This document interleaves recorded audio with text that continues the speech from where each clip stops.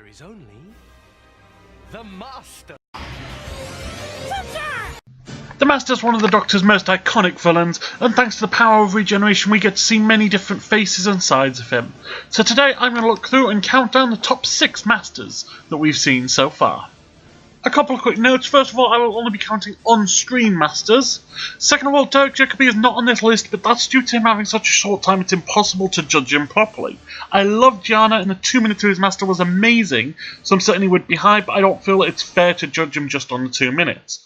Same with Jonathan Pryce. Despite having a great appearance as the Master in The Curse of Fatal Death, he was non-canon. It's just a bit too silly. He'd probably be somewhere in the middle, but I don't feel I can judge him properly. He's a Dalek bumps.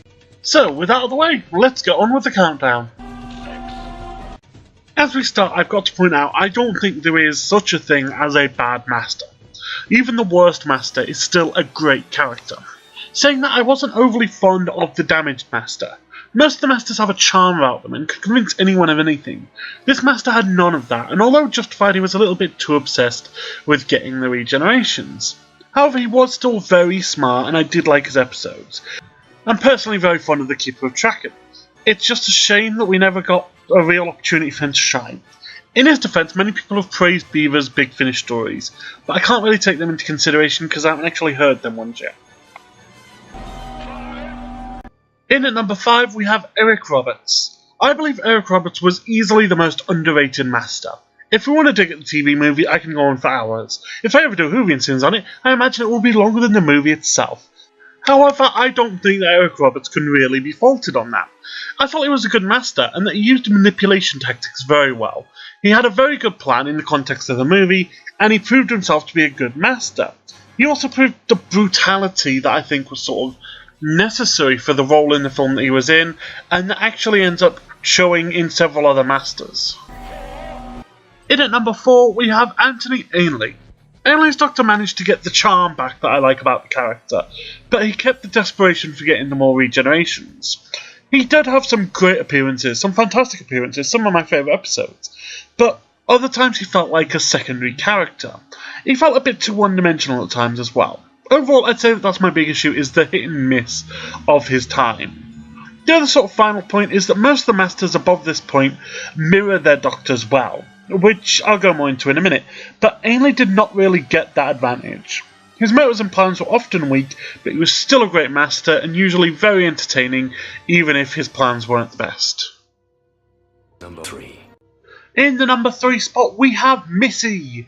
Missy mirrors 12 very well, and bear in mind that's who she's appeared with, that works very well. They tend to bounce off of each other very well, and they actually have a very unique dynamic, which I'll get to a bit more in a minute. She's randomly psychopathic and will just randomly kill for fun or to make a point.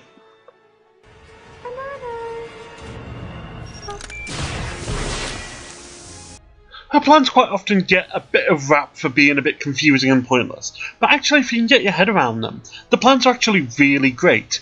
Even giving the Doctor an army of Cybermen, unless there's an impossible rogue Cyberman in the ranks of course, works with her plan exactly how she wants it to, however it ends up going down. One of the things that stands out to me about Missy is that she has a very unique dynamic with the Doctor. She actually brings the friendship to the forefront, with most of her plans being trying to become friends with the Doctor again. And I think it's actually very beautiful to see, and the fact that she manages to do that whilst continuing to be psychotic and the Master is absolutely fantastic in my opinion.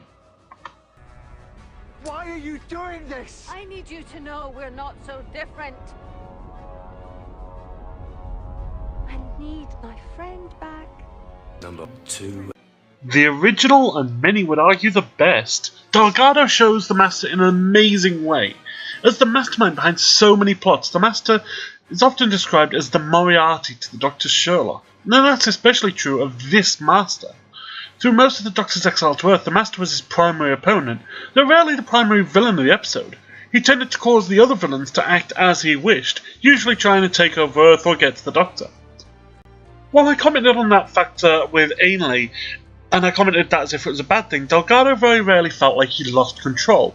He felt like the primary villain throughout his tenure, and even when he was in prison, you still felt as though Delgado had a huge amount of control, and he was able to regain it. He has the suave and the charm and the manipulation tactics. He and the Third Doctor bounce off of each other very, very well, and so many scenes with those two interacting are just fantastic. Ultimately, I can think of no reason that he's not top, and I would agree with people that would call him the best, but I do consider him second best due to having a preference of the best. Number 1. Keep watching, Doctor. This should be spectacular.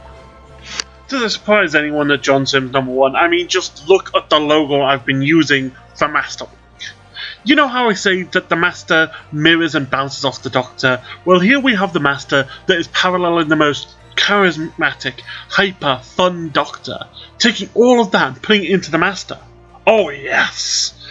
He only has a couple of stories, but those are some of my favourite stories of all time, and the highlight of both of them is the Master himself. The Sound of Drums is a perfect example of what I love about the Master, and especially Sim. The Master isn't trying to kill the Doctor as much as he is trying to defeat him, and we see Sim's Master crush the Doctor in this one. In the Sound of Drums, every single aspect of the plan he uses is perfect and works together beautifully, not just for success, but to personally attack the Doctor every step of the way, and that is so the way that the Master should be. He also still has his Moriarty-like tendencies, with him having bled into other stories and the person behind it, such as Lazarus, and manipulating the Toclafane. He showed the failed Master as well, with him coming from behind in the end of time, so even when he's lost control, he quickly regained it. And I feel like he had a good arc. I know that some people dislike the Drums, but I thought it was a great story of development. Overall, I love him. I think he is so entertaining and so fantastic. I don't think that there is a scene that he is in that I do not love, because he just has that character about him. And that is why John Sim, in my opinion, is the best Master.